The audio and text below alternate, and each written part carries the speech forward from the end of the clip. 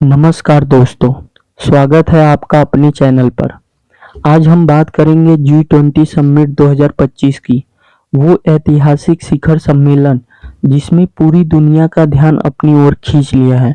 दक्षिण अफ्रीका में आयोजित इस समिट में एक ऐसा कदम उठाया है जो परंपरा के खिलाफ था, जिसने अमेरिका और खासकर राष्ट्रपति डोनाल्ड ट्रंप को एक सख्त और साफ संदेश दिया है। आज की इस वीडियो में हम समझेंगे राजनीतिक राजनय, भारत की भूमिका, मोदी जी का प्रस्ताव, अमेरिका का विरोध और इस घोषणा और वैश्विक प्रभाव को।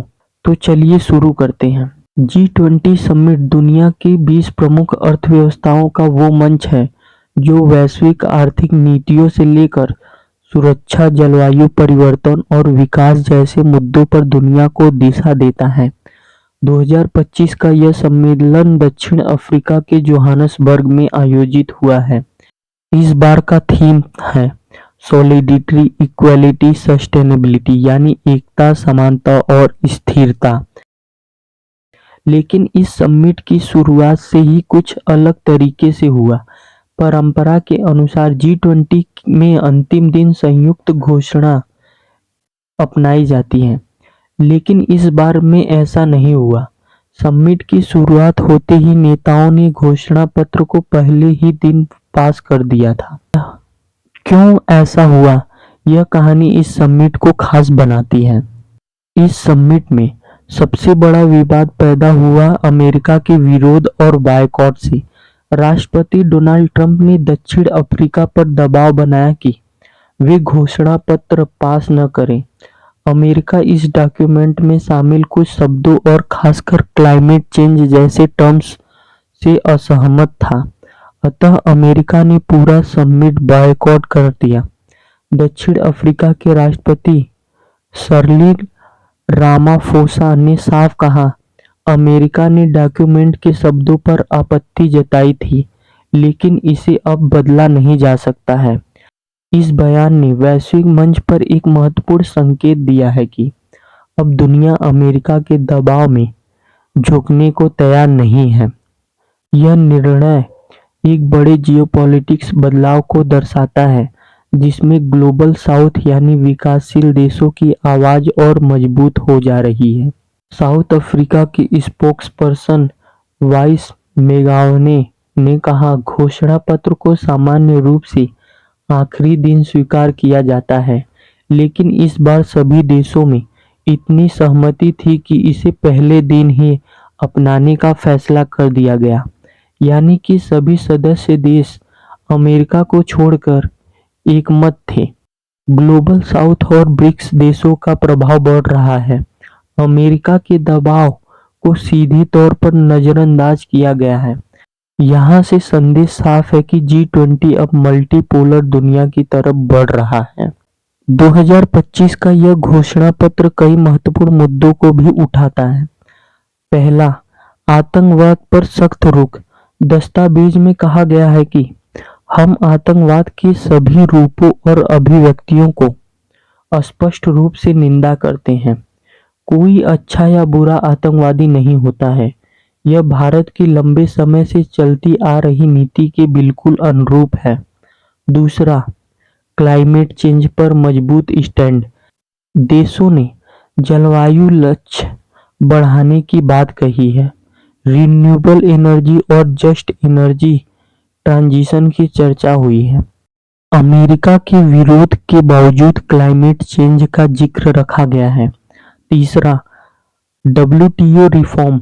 एक खुले, निष्पक्ष और नियम आधारित व्यापार प्रणाली की वकालत की गई है। विकासशील देशों की जरूरतों पर जोर दिया गया है। चौथा, global peace. Sudan, Congo, Ukraine, occupy Palestine, terrorist, इन सभी क्षेत्रों में शांति की अपील की प्रस्तावना की जा रही है। UN चार्टर का सम्मान, किसी भी देश की संप्रभुता और सीमा का उल्लंघन न करने की अपील। छठा, इक्वालिटी और ह्यूमन राइट्स। नस्ल, भाषा और धर्म आदि के आधार पर भेदभाव की निंदा नहीं होगी। यह डॉक्यूमेंट साफ संकेत देता है कि समिट का झुकाव ग्लोबल साउथ की चुनौतियों और प्राथमिकताओं की ओर है। इसमें भारत की क्या भूमिका है? भारत के प्रधानमंत्री नरेंद्र मोदी 3 दिन के दौरे पर दक्षिण अफ्रीका पहुंचे हैं। उन्होंने समिट के पहले सत्र में भाषण दिया है कि इंक्लूसिव और सस्टेनेबिलिटी ग्रोथ पर केंद्रित था। उन्होंने कहा कि अब समय आ गया है कि हम विकास के मानकों को फिर तय करें और विकास समावेशी और स्थायी होनी चाहिए। पीएम मोदी के प्रमुख प्रस्ताव थे: पहला, ग्लोबल नॉलेज इनिशिएटिव, ज्ञान और शिक्षा को वैश्विक स्तर पर मजबूत करना। दूसरा, ग्लोबल स्किल इनिशिएटिव, युवाओं को वैश्विक कौशल के लिए तैयार करना। तीसरा, ग्लोबल हेल्थ इनिशिएटिव, स्वास्थ्य अवसंरचना को बेहतर बनाना। चौथा, global security initiative, emerging threat जैसे साइबर, ड्रग टेरर नेटवर्क पर कड़ी कार्रवाई करना। पांचवा, डेवलपमेंट पैरामीटर का पुनर्मूल्यांकन, गरीब, भूख, शिक्षा, स्वास्थ्य के नए मापदंड बनाना। छठवां, इंटीग्रल ह्यूमनाइज पर आधारित विकास मॉडल, मानव केंद्रित प्रगति करना। मोदी जी ने कई द्विपक्षीय बैठक भी की है। यूके पीएम केयर स्टारमर से, ऑस्ट्रेलिया पीएम एंथनी अल्बनीज़ से, कनाडा पीएम मार्क कार्नी से। अमेरिका ने तो बायकॉट किया, लेकिन सवाल ये उठता है क्यों? यूएस का मुख्य विरोध था climate change, energy transition, political language, जो ट्रंप प्रशासन की नीतियों के खिलाफ थी। लेकिन G20 देशों का फैसला है कि डॉक्यूमेंट को नहीं बदला गया है। अमेरिका की गैर मौजूदगी के बावजूद घोषणा पास हुई। मल्टीपोलर ऑर्डर की पुष्टि भी इसका अंतर्राष्ट्रीय संदेश है। अमेरिका का अब ग्लोबल साउथ पर पहले जैसा प्रभाव नहीं रहा है। डेवलपिंग नेशन की कलेक्टिव आवाज मजबूत हो रही है। इंडिया, साउथ अफ्रीका, ब्राजील जैसे देशों का प्रभाव बढ़ रहा है। कई विशेषज्ञों ने इसे हिस्टोरिकल मोमेंट कहा है। यूरोपियन एनालिसिस ने कहा है कि ग्लोबल साउथ का मोमेंट है। मैनी एशियन कंट्री ने मोदी सरकार के रुख की सराहना भी की है। कई पश्चिमी देशों को यह डर है कि अमेरिका की गैर मौजूदगी में G20 को 2 भागों में बांटा जा सकता है। रीडर्स और पब्लिक रिएक्शन में भी कई बातें सामने आई है। G20 ने अमेरिका की नहीं सुनी है। यह विश्व राजनीति में बदलाव का संकेत है। क्लाइमेट मुद्दे पर ट्रंप की जिद दुनिया के खिलाफ जा रही है। इस समिट ने कई बड़े संकेत दिए हैं। G20 अब एक पश्चिम केंद्र मंच नहीं रहा है। ग्लोबल साउथ की प्राथमिकता अब मुख्य आधार है।